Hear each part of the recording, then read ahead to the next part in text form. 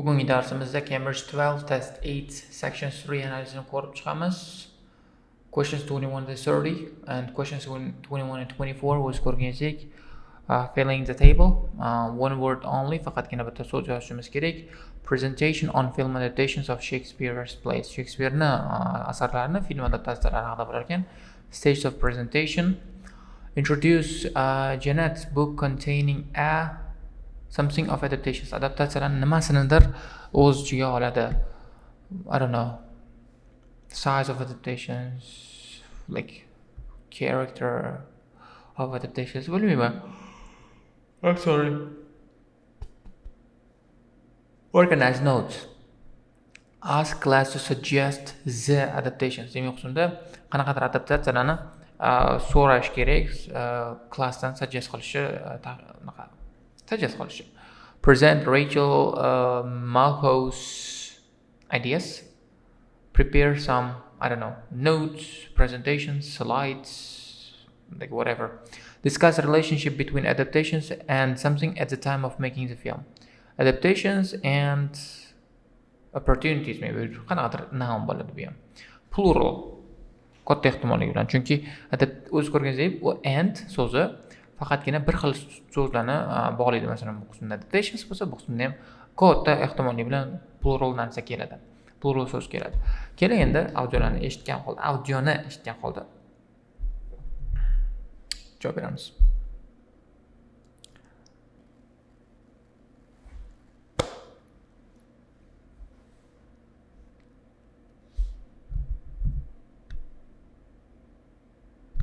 Now I'm giving a presentation and answer questions 21 to 24. Let's go. Joe, you know I'm giving a presentation in our film studies class next week. Yes. Well, could we discuss it? I could do with getting someone else's opinion. Of course, Katie. What are you going to talk about? It's about film adaptations of Shakespeare's plays. I've got very interested in all the different approaches that film directors take. Uh-huh. So I thought I'd start with Janetti, who's a professor of film and literature. And in one of his books, he came up with a straightforward classification of film adaptations. Straightforward classification of film adaptations. Classification bo'ladi. Classification.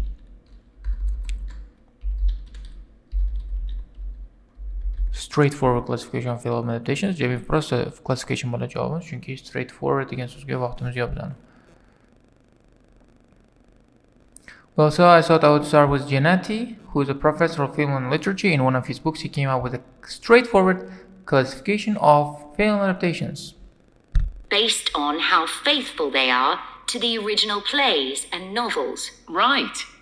I've already made some notes on that, so I just need to sort those out before the presentation.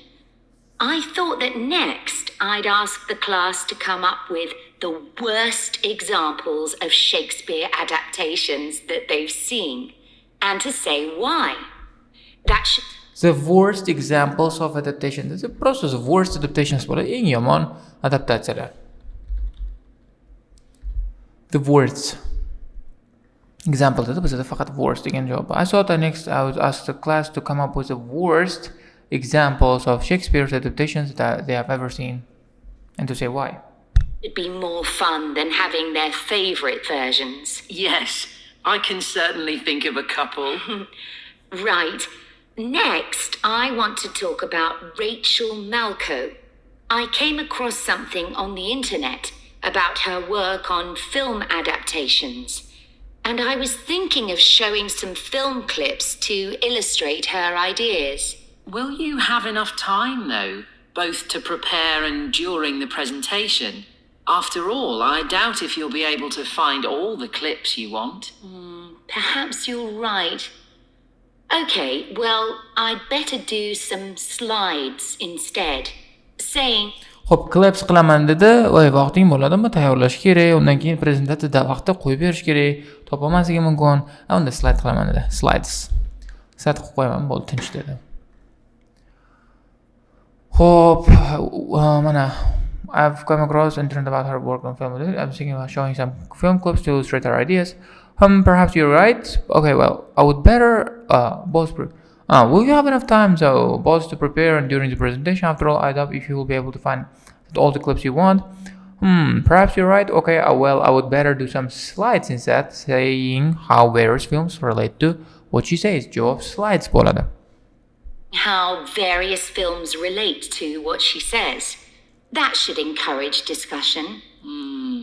Next, I want to say something about how plays may be chosen for adaptation because they're concerned with issues of the time when the film is made. Concerned with issues of the time. Javob bo'ladi issues, adaptations and issues. At the time of making the film bo'ladi. Bo'ldi, tamom. Bu hisobnomasiga qo'yish ketdi. Well, I want to say something about how plays may be chosen for adaptations because they are concerned with issues of the time when the film is made. Javob issues. Demak, o'zing ko'rganingdek, classification, words, slides and issues. Keyingi qismga o'tamiz. Xo'p, tushunarli comments. Ran, Machado, what nothing, Romeo and Juliet, Hamlet, Prosperous books, looking for Richard. Xo'p, endi kommentlarni ko'ramiz. Clearly shows historical period. Clearly shows contain only parts of the play, only parts, too similar to another kind of film, turn out to be unpopular with audience, unpopular, presents a play in different period of the original, different period from the original, sets original in a different country, incorporates a variety of art forms. Endi shularni eshitgan holda savollarga javob berishga harakat qilishimiz kerak. Shu qismda demak tepasida chizib circlega o'xshatganlarim asosiy muhimroq informatsiya, qolganlari ikkinchi darajalilari faqat underline qilingan. Keyin shu savollarga javoblarni beramiz o'zi. You mean things like patriotism or the role of government? Exactly.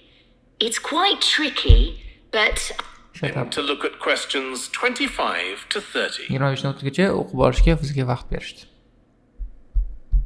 I think illustrate 30.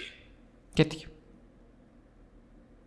And finally, I want to talk about a few adaptations that I think illustrate a range of approaches and make some comments on them. Do you know the Japanese film Ran? I haven't seen it. It was based on Shakespeare's King Lear, wasn't it? That's right. It was a very loose adaptation, using the same situation and story, but moving it to 16th century Japan instead of 16th century Britain. So, for example, O'z ko'rganingizda Ran Japanese dedi, 16th century Japan dedi, 16th century Britain emas. Qisqasi javob F. the king's daughters become sons because in Japanese culture at that time, women couldn't succeed to the throne. Okay, I hope... Shut up. I haven't seen it. Do you know the Japanese film Ran? I haven't seen it. It's based on Shakespeare King Lear, wasn't it? That's right. It was very loose adaptation and using some situation story, but moving it to 16th century Japan instead of 16th century Britain. Well, You're going to talk about the 1993 film of Much Ado About Nothing. I think that's one of the best Shakespeare films. It really brings the play to life, doesn't it? Yes, I agree. And I think filming it in Italy, where the play is set, makes you see what life was like at the time of the play. Absolutely. Right. shows make life what was life at the time of the play. Qisqasi ko'p hint berdi bu eyligiga. Tushuntiraman o'zim ekanligini. Hop, it really brings the play to life. It's in filming in Italy first place. It makes you see what life was at the time of the day. Mana shu javob aniq bo'ladi, A bo'ladi. What's next? Next, I thought Romeo and Juliet, the 1996 film, which moves the action into the present day. Yes, it worked really well, I thought. Changing the two feuding families in the original to two competing business empires, even though they're speaking in the English of the original play. You'd expect it would sound really bizarre, but I found I soon got used to it. Me too. O'z ko'rganingizda o'sha asrda emas, lekin hozirgi o'zimiz davrga kompaniyalarga ko'chirib qo'ygan ekan. O'sha uchun ham javob different periods from the original dedi. Bizarre dedi, lekin bizarre emas ekan dedi. Qisqasi bizarre degan g'alati. Demak unpopular game hint qilib ketdi, lekin unpopular emas bu. So Romeo and Juliet which moves action into the present day, mana hozirgi zamonga o'tkazib qo'yadi. Mana instead of which two feuding families in original to competing businesses even today. Qisqasi javob shu. Then I thought I'd include a real Hollywood film, one that's intended to appeal to a mass commercial audience. There must be quite a number of those. Yes, but I've picked the 1996 film of Hamlet. It included every line of the text, but it's more like a typical action hero movie. There are loads of special effects, but no unifying interpretation of the play. All show and no substance. Exactly. Then there's All show and no substance. Qisqasi incorporates a variety of art forms, qisqasi or the special effectlar bor, lekin substance yo'q. Ma'no yo'q yanada. Kinoda dedi. Includes every line of the text. I mean, contains only part emas. Hamma jo'ni olgan, but it's more like a typical action hero movie. Lots of special effects, but no unifying interpretation of the play. Qisqasi javob G bo'ldi. Prospero's books based on The Tempest. That was really innovative.